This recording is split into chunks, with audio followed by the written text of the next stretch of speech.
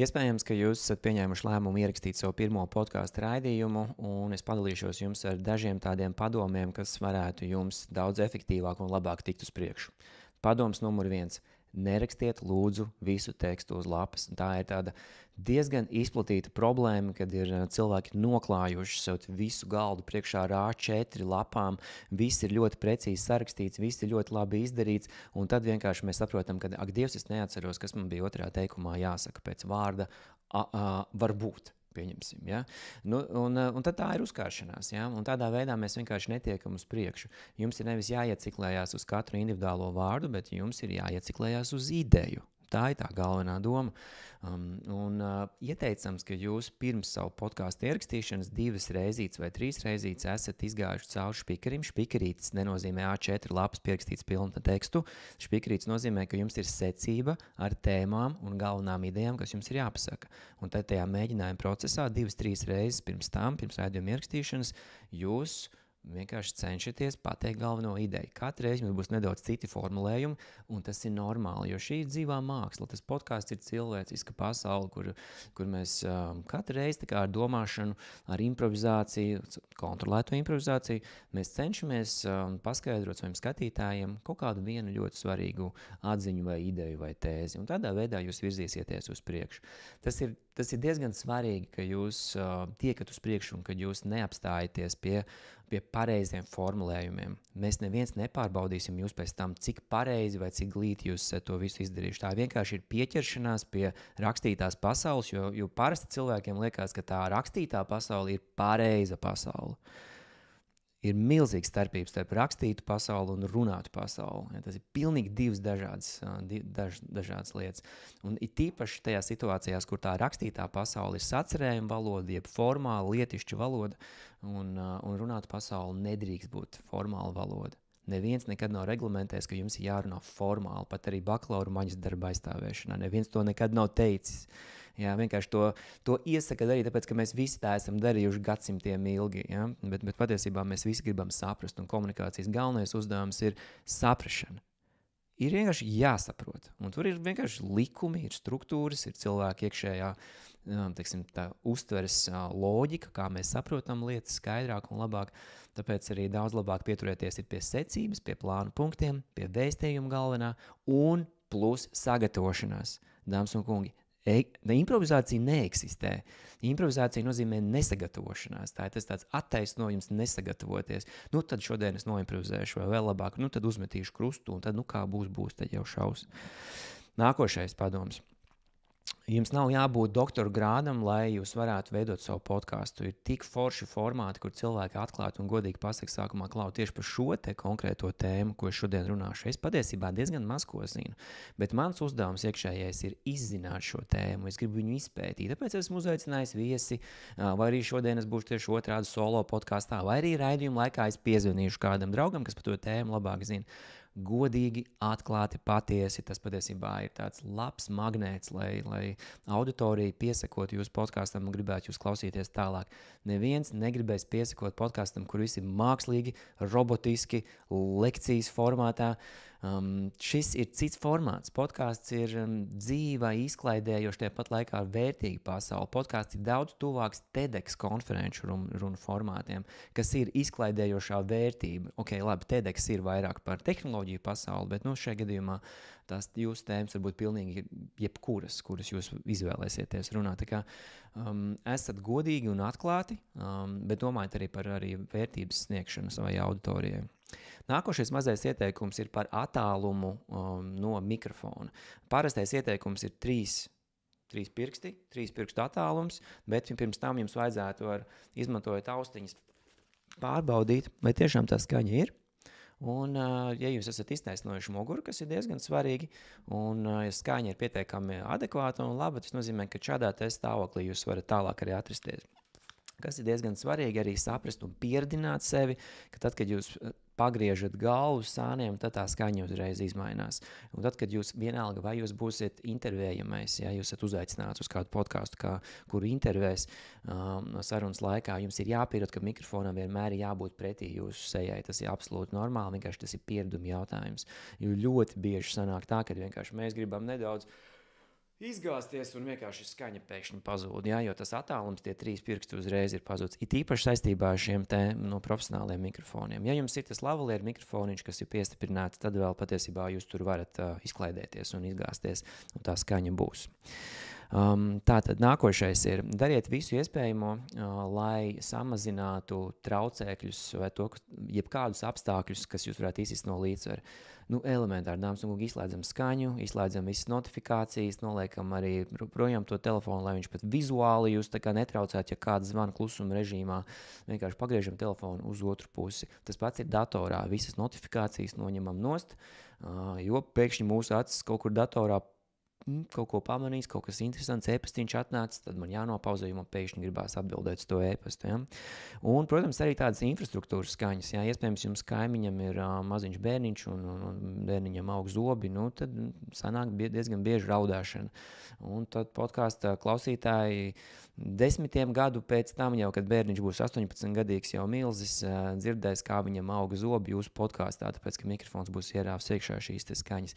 Vai arī dārznieks vasarā pļauj zāli un klausās radios konto pilnā skaļumā. Mēs to visu dzirdēsim arī pēc 20 gadiem jūsu podkāstā. Viss it kā ir dokumentāli. Ja tas jums der, droši dariet, bet kopumā tomēr labāk mēģinam izvairīties. Nākošais ir atbalsts telpā, un tā ir diezgan svarīga tēma priekš podkāstiem, kādas telpas izvēlēties. Starp citu, ziniet, kāda ir labākā telpa podkāstiem? Skapis, pilns ar drēbēm. Ideālais variants, jo vienkārši tur nebūs nekāda atbalsta. Ja? Es arī esmu redzējis podkāstus, kas notiek arī milzīgās sporta arēnās, un jūs teiksiet, ko tad tur jau vispār droši vien ir atbalsts, bet ļoti iespējams, ka pēcapstrādē šī te atbalsts, jeb fona skaņas ir vienkārši noņemts nost. Tev ideālais variants ir neliela telpa, ir paklāji uz grīdas, ir kaut kāda grāmatu plaukti apkārt, ir vienkārši nopakots tā, ka tā skaņa neatsitīsies un neradīs šo te disturbējošo to atbalstu fonu troksnīti. Laižam tālāk. Nākošais ieteikums – vienkārši izdariet. Podkāsts nav nemaz tik vienkārši padarīšana, tāpēc tad, kad mēs ieslēdzam prožektoru un gaismu, mums sāk rasties visādas perfekcionismu blaknes, un tas mazais jūsu perfekcionists uz pleca visu laiku čukst klau, nebija pietiekami labi, klau, tu pārteicies, kaut kas te nav kārtībā. Jums tas mazais perfekcionists ir jānoslauka no jūsu pleca un jādodās tālāk vienkārši izdariet. Izdariet to pirmo raidījumu. Vienkārši nopublicējiet raidījumu ceturtdienā. Kāpēc ceturtdienā? Tur ir arī tāds neliels mūsu komandas atklātais triks, strādājot ar uzņēmumiem, kuriem mēs veidojam šos te podkastus. Mēs esam sapratuši, ka ceturtdienā publicēt ir ļoti, ļoti forši. Tas iemesls sekojoši. Ieplānojiet filmēšanu pirmdienā. Pirmdien jūs filmējat, ja? un visu darbiņu izdarat, pēc tam jūs izrenderējat to materiālu, apskatāties, iespējams jums mikrofons vienkārši nav ieslēgts, jums ir jāpārfilmē. Otrdiena ir jūsu rezerves filmēšanas diena, vai arī kaut kāds mazais piefilmējums, kas būtu jāizdara. Trešdiena ir montāžas diena, trešdien jūs montējat, saliekot to kopā vai izgriežat kaut kādas lietas, un ceturtdien jūs publicējat. Pēc tam ir piekdiena, sestdiena, svētdiena, it kā atpūta, jo liels darbs ir izdarīts, un pēc tam tajā nākošajā pirmdienā jūs saprotat, ka patiesībā ir jāķerās klāt jau nākošajam raidījumam, tāpēc, ka pēc 10-11 dienām man ir atkal jāpublicē savs nākošais raidījums. Un šis ritms ir ļoti svarīgs gan jums pašiem, gan arī algoritmam, ja, kurš arī sapratīs un novērtēs to, ka, klau, jūs tomēr strādājat, jūs tomēr publicējat, jūs tomēr esat leģitīmi, labi profesionāli podkāsteri, kas ir sākuši savu aktivitāti. Tāpēc arī es kā algoritms jūs arī sākšu ieteikt un rekomendēt un rādīt savās platformās. Tas ir diezgan svarīgi. Ir tik viegli vienkārši iekrist iekšā savā perfekcijas tajā pasaulē, klau, man jāņem ir runas treneris, es vēl neesmu gatavs, vēl man kaut kas nepatīk, vai arī pārāk daudz pārteikšanās ir, vai arī man jāuzraksta teksts un jāiekaļ no galvas. Nē, tie visi ir attaisnojumi, lai jūs vienkārši neierakstītu nevienu raidījumu. Nekas nenotiks. Otrkārt arī ņemat vērā dzīvā māksla, šeit viss var notikt, arī viss kaut kādas mazas mini skaņas, arī kļūdas, arī bērns, kas pienāk jums blakām un kuram jūs pasakat, kas tur ir matemātikas uzdevumā jāizpild, tas viss ir tik forši un tik dzīvi un tik patiesi. Ja, tā kā cenšaties būt arī adekvāti un saprast arī patiesībā, kur no tādām sadzīviskām izpausmēm var bagātināt kaut kādā ziņā to jūsu materiālu. Nākošais ieteikums. Lūdzu, neiekrītat slazdā, kas saucās lekcija. Podkāsts nedrīkst būt lekcija. Lekcija ir formāla lietišķa valoda, kur mēs mācām cilvēkam dzīvot, vai arī mēs stāstam to, ko mēs esam sapratuši tādā abstraktā, vispārnātā veidā. Nē, šim formātam tas neder. Podkāsta formāts pieprasa vai aicina jūs dalīties ar pieredzi. Tas ir pilnībā normāli, stāstat stāstus, stāstat visādas negadījumus, kļūdas, atrisinājumus, kā jūs to visu izdarījāt, ļoti detalizēti, un pēc tam savu atziņu dalieties. Tā ir vizuālā komunikācija. Tas ir tas, ko mēs runas skolā arī visu laiku stāstam. Jums ir jābūt visu laiku vizuālās komunikācijas elementiem. Ja? Un podkāsti patiesībā tieši ir tā pasaule, tā teritorija, kur vizuālā komunikācija ļoti labi strādā. Jā, mans tieši iecienītākais podkāsts My First Million ar šiem 2 brīnišķīgiem uzņēmējiem arī tieši pierāda to, ka viņi strādā ar storytelling, ar vizuālo komunikāciju uzreiz neko negaidot. Pirmajās 30 sekundēs mums jau ir kaut kāds ļoti konkrēts jaunas biznesa idejas stāstīns. Nākošais ieteikums – esiet jūs paši, jo īstā jūsu auditorija pieliksies tieši pie jūsu patiesa un pie jūsu dabiskā runas veida. Tas nenozīmē uzreiz, ka jums ir jāprimitivizē vai jāvulgarizē tas veids, kā jūs izsakaties. Tā ir normāla sarunu valoda. Protams, piedomājiet pie kaut kādiem formulējumiem, bet neieslīgstat pareizībā. Pareizība ir tas lielākais, sliktākais grāvs, kas vispār var notikt ar komunikāciju, ar podkāstu pasauli tīpaši, jo vienkārši vienā mirklī mēs kā klausītāji braucot mašīnā sapratīsim, es kaut kā visu laiku aizdomājos un nevar īsti pieslēgties. Nē, problēma ir jūsos, problēma ir autorā, ja, kuri grib vienkārši visu izdarīt pārāk pareizi. Esiet jūs paši, un tas patiesībā arī ir saskana ar tādu novērojumu, ka 5% no jūsu auditorijas būs tādi, kuriem jūs vienkārši nepatīkat paši par sevi, nepatīk jūsu tēma, jūsu formulējums, vienkārši nekas nepatīk. 5% no jūsu klausītājiem ir jūsu kvēlākie fani, viņi iekšēji plaudē par katru vārdu, ko jūs pasakāt, viņi smējās par katru joku, kas patiesībā nav smieklīgs, viņi jūs vienkārši dievina. Un 90% ir adekvāta auditorija, kuri vienkārši klausās jūs braucot mašīnā vai gatavojot ēst, un viņi tā kā mēģina, jā, ir interesanti, ir vērtīgi, ja nav interesanti, es pārslēdzu, ja interesanti, es klausos arī tālāk. Adekvāta auditorija. Nu, lūk, un īstie tie adekvātie, tie piemagnetizēsies jums, ja jūs būsiet jūs paši. Un tas izaicinājums podkāstos ir pierast. Pierast pie tās mazās studijas, kurā jūs esat, kur jūs esat uzbūvējuši ar šo te mikrofonu dīvainu, ar to kameru, kas jums skatās visu laiku, ar to gaismu, kas jums laiku spīd virsū. Un tā pierašana ir tas galvenais āķis. Un tādā veidā mēs nonākam pie nākamā ieteikuma, tiekat līdz tam 8. sasodītajam raidījumam. Jums ir jātiek līdz tam 8. raidījumam. 8. raidījums nozīmē to, ka pēc tam viss aizies daudz vieglāk. Jūs esat jau izklumburējuši, jau izdriftējuši pa visiem kļūdu grāviem, kas tie vien var būt. Jūs esat pārdzīvojuši, jau atmetuši cerību, ka kaut kas var sanākt.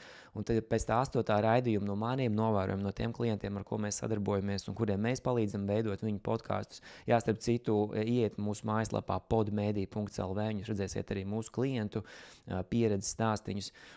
Mūsu klienti saka, ka pēc 8. raidījuma ir visi daudz vieglāk. Tiekat lūdzu līdz tam 8. raidījumam, lai nu kas. Ejam tālāk. Neņemiet ārā tās lietas, kuras jūs potenciāli uztrauc. Ja? Tas atkal tas perfekcionistu bloks, ja perfekcionistu pēc būtības, tas ir vēl viena no bailes izpausmēm. Neņemiet ārā tos AE kaut kādas tādas parazītskaņas, neņemiet ārā kaut kādas mazās kļūdiņas. Nu labi, ja jūs vienkārši tiešām gribat atrast kaut kur mājaslapā kaut kādu konkrētu formulējumu vai kaut kādu konkrētu atsauci un pēkšņi jums ir 30 sekundžu pauze, protams, ka pēc tam montāžā jums būtu jāizgriež tā pauze, jo tie cilvēki, kas klausīsies jūsu audio versijā, vienkārši pārslēgs, jo ir klusums pēkšņi kaut kāds ieslēdzies, ja? Balstonis. Nu, reti no manas pieredzes, reti ir tā, ka ir čakstošie radio, nu, runājot par balsi vai tādi spalgi, nepatīkami toņi kaut kādi. Labi, es tagad nevaru ilustrēt jums. Ideālais variants, protams, būtu, ka jūs iet tādā late night show variantā nedaudz piezeminātā tonī un tādu nedaudz tādu radio žurnālista manierīt runāt, kaut gan man pašam tas ļoti nepatīk un tas ir tā diezgan mākslīgi izklausās. Bet, ja godīgi zemāks tonis, tā statistiski ir bijuši pētījumi, ir pierādīts, ka zemāks tonis ir daudz uztveramāks un cilvēkiem ir patīkamāk klausīties runātāju zemākā tonī. Bet runājot par balsi un par intensitāti, jums ir, teiksim, iedomājieties, ir skala no 1 līdz 10, tā ir jūsu intensitātes skala. Un jūs, teiksim, parasti ideālais variants ir runāt intensitātē no 4 līdz 6. Nevis 7, 8, kas ir jau ļoti intensīvi, un tas bieži vienmēr arī radīt tādu sajūtu, ka mums apnīk, vai arī tas ir nedaudz par daudz. 4 līdz 6 ir pietiekami laba forša intensitāte, zem 4 būs pa maz, ja? Un tādā veidā jūs varat arī sevi nedaudz piekoriģēt, ja? Jūs saprotat, ka tas ir tas gāzes pedāls, ar kuru jūs varēsiet foršāk, labāk tikt uz priekšu. Par to zemo balsu toni, starp citu, arī šie profesionālie mikrofoni nedaudz piepalīdz dabūt to nedaudz zemāku, samtaināku to skanējumu nekā lavalieru mikrofonu. Ja? Lūk, un nesāciet lūdzu no sākuma, ja jūs esat kaut kur kļūdījušies. Ejiet uz priekšu, montāžā jūs atrisināsiet visu to jautājumu, un viens tāds triks priekš montāžas, tad tur, kur jūs esat kļūdījušies, vienkārši saplaukšķiniet savus plaukstus, un šī skaņa vizuāli tajā skaņas celiņā parādīsies kā tāda strīpiņa, un jūs vizuāli uzreiz pamanīsiet to kļūdas vietu, kur jums būs jāatgriež pēc tam ārā. Vienkārši ejiet līdz galam, ejiet līdz beigām, jo tik viegli ir vienkārši atlekt uz sākumu un atkal pārrakstīt, vienkārši tiekam uz priekšu. Lūk, tie ir mani ātrie ieteikumi, lai jūs varētu ierakstīt savu pirmo raidījumu, savu otro un trešo, tiekat līdz 8. un vienkārši izdariet.